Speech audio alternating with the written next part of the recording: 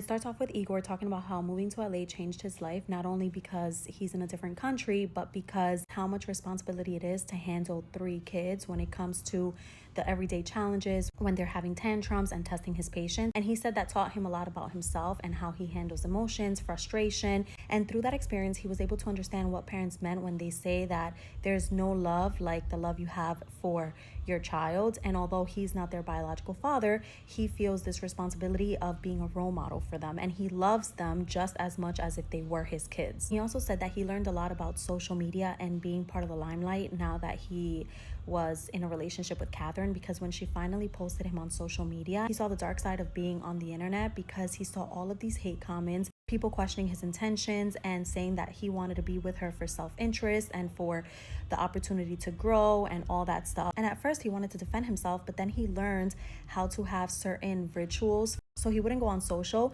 when he knew that he wasn't feeling his best. And he would just consistently ask himself, would responding to this comment make our lives better? Because he knew the reality of their day-to-day, and people were just making assumptions online and probably projecting their own anger, their own fears. And then in chapter 12, it switches over to Catherine's POV, where she starts off by saying that when she met Igor, she was at her most vulnerable state. Her hair wasn't done, no makeup. Emotionally, she was going through this healing process. And she said that Igor saw her for who she actually was. And for a really long time, she had to put up this facade online where she had to look the part, because that's how she felt that she was accepted and validated. To the point where she remembers why she got breast implants at 18. And when she was at the retreat in Brazil, she heard a spirit tell her, you have to remove your implants, they no longer serve you. And she made a promise to herself and to God that she would remove them. And back to the reason why she got the breast implants to begin with was because when she was 18, she was training at the gym with her mom's friend Bryce for a bikini competition, and she actually won 3rd place. And she was super happy and proud that she actually even placed. And Bryce quickly rained on her parade when he said,